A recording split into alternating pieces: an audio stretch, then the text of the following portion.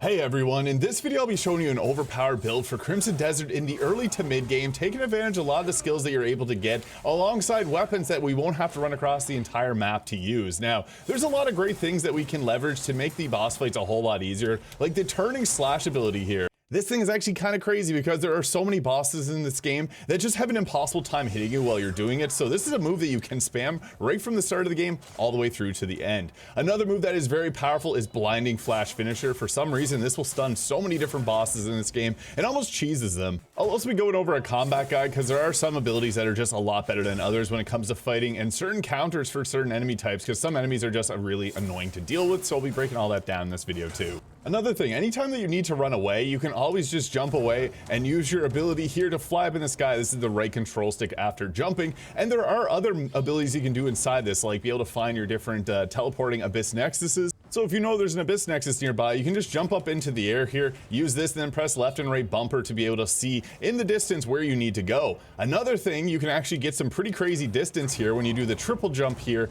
and then pull out the ability to go into your nature's focus ability. Whenever you get the aerial dodge, you can then go into an aerial dodge in this form and then fly extremely quickly like you're seeing here. This is the best way to get around, so I'd highly recommend getting comfortable with doing that because you can close large distances really fast, as you just saw there. So that move is jumping, pressing the right control stick 3 times, pressing X to hover, and then pressing the 2 control sticks together to go in this mode, doing the aerial dodge, and then pressing the right bumper. There are little tooltips down the right-hand screen to help you out with that, but this is by far the best method to fly around like Goku, and you can cover the map really quickly. So if you're looking for gear, this is the way to do it. And speaking of gear, I got 2 quick guides to show off where to get a cold resistance and a heat resistance set of armor here, so I'll have those linked in the comments. But they are actually really nice because most of them are going to be in a single area here that is all close together. So again, I'll have those all linked in the comments because there's a lot of different pieces of armor and everyone wants different ones. But if you're looking for an early game armor set that can actually do you for the entire game, you can literally just come to Hwando here, and in the castle you're going to see this here is the contribution shop. If you've completed a few story missions, you'll likely have enough contribution to be able to purchase the different armor sets that are here,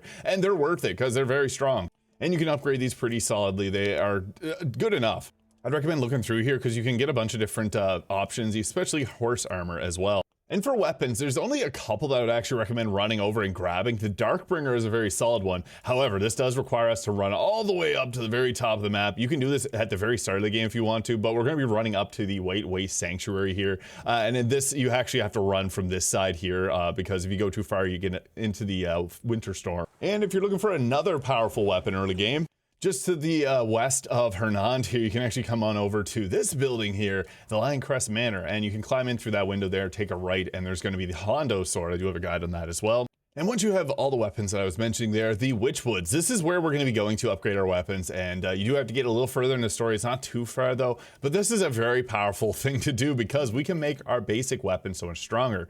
Now, one thing about weapons, they are pretty much like skins. Now, you can swap around and use whatever weapon you want. You can take the embedded Abyss Gear relics off of these, and it's going to be all the same. So the thing is, 2-handed weapons are going to have 5 relic slots, and you can open these up even further. Our 1-handed swords are going to have 3 options here. Ranged weapons will have 5 as well, and a varying amount here, depending on which type of armor we're using. So if there's a particular weapon that you wanted to use, don't worry, you can, and switch around your relics to make it that much more powerful. So again, just treat weapons almost like they're skins. They do have different movesets between certain weapons, like the Darkbringer and the Golden Vanguard, which are both 2-handed weapons, but one of them is like a halberd spear type weapon, and one of them is like a great sword.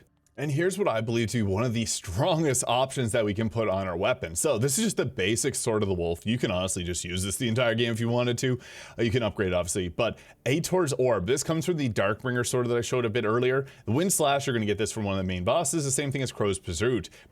The best part about these are 2 of them are on a right trigger attack and one of them is on the right bumper after certain action. I don't really love Wind Slash, to be honest, so it's actually probably best for us to remove. And honestly, using an attack speed boost is really nice here because this is just going to let you put out more damage. You can also find ones that are going to increase your damage on humanoids, and you can actually combine them as well. This is good too, but even just the swift one is pretty solid on your main sword here. And as you get later on in the game, you're going to get some very powerful weapons, and honestly just kind of leave them as is, but you can put those at Ator's Orbs and the Raven attack on if you want.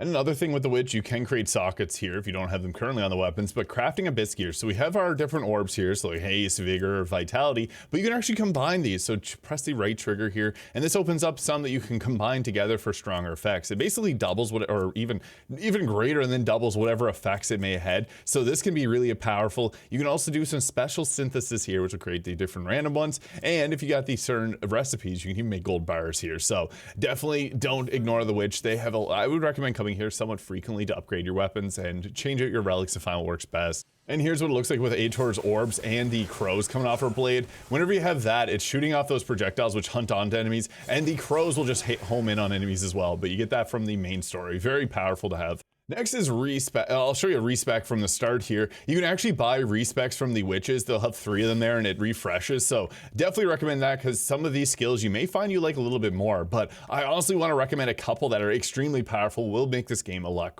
easier. So turning slash is one of the better options. So you can upgrade these here, while some will require you to have a certain level up. So like the blinding flash finisher, which is one of the strongest in the game, requires us to have focus level 3. So some of these you will have to put points into and be able to access them there. But from the start of the game, taking turning slash and upgrade to this with the expertise, holding this allows you to do a follow-up downward strike, is extremely effective. As I mentioned, this attack is so good because there's a lot of bosses that when they're doing their very powerful attacks, if you pull this attack out, you're invincible to it. So use this often. It does cost 10 spirit, so you can't spam it, but it's one that you're going to want to use most of your spirit on. I'd honestly recommend upgrading this one as much as you can here. So there's the turning slash upgrade and the rend armor as well, which will give you ignoring super armor and sends enemies flying. This is extremely impactful.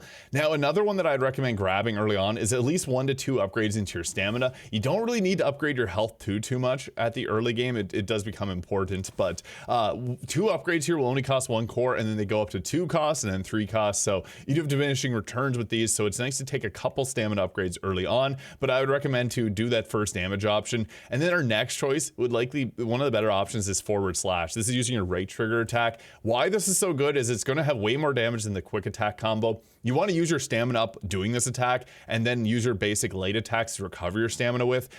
So having the sure hit so this cannot miss is great, and then the proficiency allowing you to continue to keep attacking. I like to take this one pretty early on because turning slash and the forward slash are our highest damage options early game, and they're just useful throughout the entire game. Another skill I want to talk about is stab. This is really good. It does require you to press the right bumper plus Y. This is something else you can spam. It doesn't use spirit cost, which is really nice, but it ends up having the rend armor once you get this to level 3, which lets you ignore super armor. So this can be really good. I find this attack is pretty useful. You can do it after grappling an enemy. I would recommend grabbing the swift stab here, and then skewering stab, and then making your way up to the rend armor so that you have this fully upgraded. It's extremely powerful. And at this point, I would recommend then grabbing at least 1 or 2 health increases. You can take health up a little bit easier or a little earlier if you don't like to use food as much, or if you just want to have a bit more survivability. But I find having more spirit and stamina ends up being way more impactful than a bit more health. After that, though, I would like to get our focus skill. This one's really nice, allowing you to press both control sticks, lets you recover your spirit force. So whenever you run out of your spirit ability, you can use this, or you can eat food. I would just recommend using the focus. It's cheaper. And then there's also the focus repulsion that we can grab, and then the focus insight. So this lets us block attacks. And then there is abilities later on, which lets us return projectiles. And this actually cheeses a lot of bosses, but I want to grab that first so that we can come over to blinding flash. This is something you're going to use often, as mentioned, to find abyss nexus, but we want to take blinding flash finisher. Pressing right trigger while enemies are blinding by will deliver a flurry of rapid attacks. This does use your spirit to do, but this is so powerful because it will stun lock a lot of bosses. So use this often, use it, try it against every boss, because a lot of them will end up getting stunned out of some of their more devastating attacks, allowing you to get in and attack them. So that's for combat, but I also like to grab the Axiom Force here. Having the aerial swing is nice, although this does use 100 stamina, so having the grappling swing is kind of tricky. They did reduce the stamina cost of this, which is really nice, but the grappling hook is super useful. It just depends how you like to move and get around the map. I would also actually recommend grappling. So grappling may not be your playstyle. It's extremely strong though, especially the lariat attack here, which costs 60 stamina. You press A and X together, you grapple an enemy and slam them into the ground. What's great about this is if there's a lot of enemies nearby, you actually knock them all down, and it does pretty good damage. This is super useful against targets that have shields because you're going to bypass it. So this is a solid option. If you don't like that, I also recommend grabbing the Force Palm upgrades. These are really good because you can stagger a lot of bosses with the Force Palm as well. There's also a healing Force Palm ability, which is really nice because with the healing Force Palm, you're actually able to heal your horse if it gets hurt. So that can be one of the few ways without having to buy items for it. Having the ability to do 3 strikes in a row is really nice though, because it's the 3rd strike that can stun a lot of bosses, like the Marnie's excavator boss at the very start of the game. After that, it's nice to come over. We have the focus fully upgraded, and then take keen senses. What's great about this is you can attack before getting hit to interrupt, parry, or dodge. I'd recommend grabbing the dodge, and you can even grab these a little bit earlier if you wanted to. These are really useful just for the extra defensive abilities. And a lot of these you can actually do without having the option selected, which is nice, but you also learn a lot of them as you continue to play. Nature Snare is also nice, as I mentioned, because with this, you can basically you can press and rotate your right control stick to wax on, wax off against the enemy, and any projectiles will end up getting reflected back to the enemy. So this is a weird one. You have to press both control sticks and then rotate the right control stick to continue the Nature Snare. This is crazy. It actually cheeses a lot of bosses in the game, so I'd recommend upgrading this one pretty full as well. And then Nature's Echo. This one does require you to take a lot of other abilities here first, but this is super good because it allows you to do an illusion that continues and attacks with you. So yeah, these do require you to view them though, so you can't actually upgrade it, but you will find it as part of the main story. Now there's things like Focus Shot and the Focus Force Palm, which I guess this one here is the Focus Force Palm. You actually go into focus mode. This is part of the story. You do have to do this in a certain selection. You can find this by Scholastic Stone. It's a super powerful ability, but not one you use often in combat. The Diving Force Palm is kind of cool though, because you can combine the rope with this. So at that point, I'd actually recommend grabbing the, going with the aerial swing here. Again, mobility in this game is huge, and being able to kind of outmaneuver your enemies is super useful. And at this point, it's probably best for us to go ahead and bump up our stamina a little bit further. I like to put the stamina up as high as you can, because this just means you can get a lot more attacks in. Typically around the mid to late game, you like to have 7. You actually need it for a quest to have it that high. Same with your health. You need to kind of put all of these stats up as high as you can get them. I don't like to have health up that much compared to our spirit and the stamina, so I like to have that a little bit lower and keep these a lot higher, because they just mean you can take out enemies a little bit quicker and just use your shield. The shield is very powerful in this game.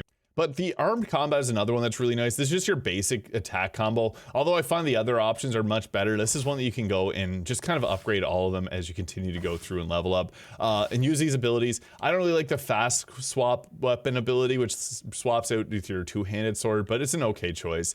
There's also a lot of bow skills, and I might do a bow focus build in the future, because I played with the bows, they're okay. It feels better to go in and grapple and punch. I'd honestly just recommend grabbing the grapple. Go with the throw first, because throwing enemies is kind of hilarious, and then go with the lariat here. This is the RKO out of nowhere attack, and it's super useful for enemies that have shields, as mentioned. I would recommend taking all of these. They're all actually really good. Grappling in this game is pretty overpowered, to be honest, so I'd recommend grabbing that.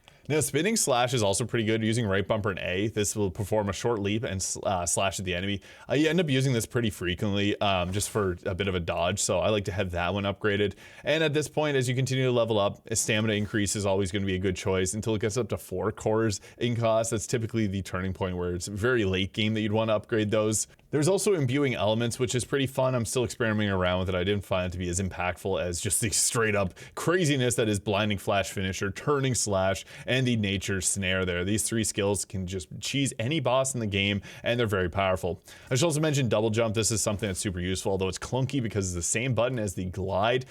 So yeah, basically upgrade your spirit till it's 4 points. The same thing as stamina once you get up to level 7 roughly. And then after that, you can take your health up, use the rest of the abyss cores for item upgrades.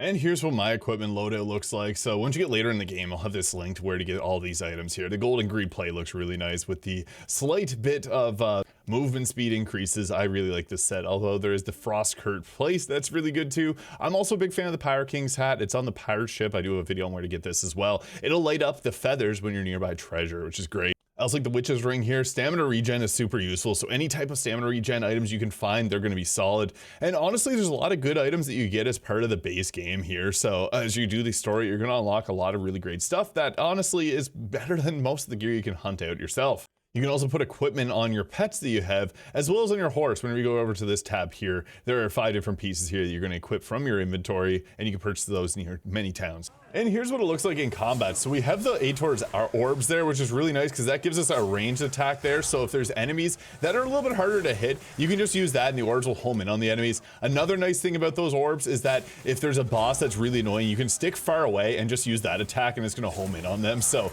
this is really useful. Same thing with the crows there. The crows are a little bit harder to see, but they're a ranged attack. So if there's enemies that are flying around being real annoying, like this fella right here, you can use this to see I'm not even anywhere near him and I'm still hitting him and staggering him. This combination is really crazy. Although you can use like your bow and things for flyers, it's typically going to be a little bit easier for us to then use our the long or the right trigger or R2 attack here to be able to do some attacks from range. And yes, again, this does work very well against bosses that are a little bit more challenging. And as mentioned, turning slash is one of the better options. You can combo it out of attacks too, and it's one that you're going to want to do often, especially when you get later on a sword that's going to empower your attacks when you do them. But you saw there, that was just 3 attacks in a row doing the same thing, and it was super powerful. That's without the sword that hits extremely hard. I should also mention, if you're struggling with any boss, there is a Beehive Club, and I do have a guide on where to get that. It's just north of Hwando in the Three Saints Forest. Or Three Saints Fall. It's just right here north of Hwando. You can run around here and they will spawn over time. I do again have a video on that, but the Beehive Club can cheese a lot of bosses because the bees will attack over time. Another thing that's not super obvious is you can press down on the D-pad to lock onto targets. Super useful without having to press the left bumper. But left bumper with right trigger gives you the shield bash attack. And what's great about this is it closes distances because you can press and hold it again to do that follow-up attack. This is super useful against the many bosses in this game which like to fly across the entire side of the map, because you can follow up with this attack here and it likely staggers a decent number of them if they're small. Another quick thing, to be able to do this ability here where we fly really quickly, you do have to unlock one thing in the skill tree here, and that is the ability to flight and then do the swift flight here. So this will reduce your air resistance and you fly faster. This is really good. This is how you can do this special attack here. Oh, we got stuck in a tree. It's worth it just because of the amount of traveling you're going to do across the map. But again, this shield bash attack here is just so good, especially if you're just going into a group of enemies, because you can lead into the turning slash there, which just does so much damage and it has a very long range to it. So yeah, follow up that attack there. It closes out enemies that are going to be distant from you, but also anyone that may be guarding here. You see we just knocked the shield right out of his hand, and then you can follow up the right trigger attacks here. Again, most of the time you want to press and hold the right trigger to do the special attacks and just use the right bumper whenever you're out of stamina. And after following this guide, you'll have a much easier time playing Crimson Desert. So let me know if you have any questions. Hit that subscribe button below if this video is useful. I've been posting a bunch of different Crimson Desert videos, and let me know what you'd like to see next. I hope you guys all have a great day, and we'll catch you in the next one.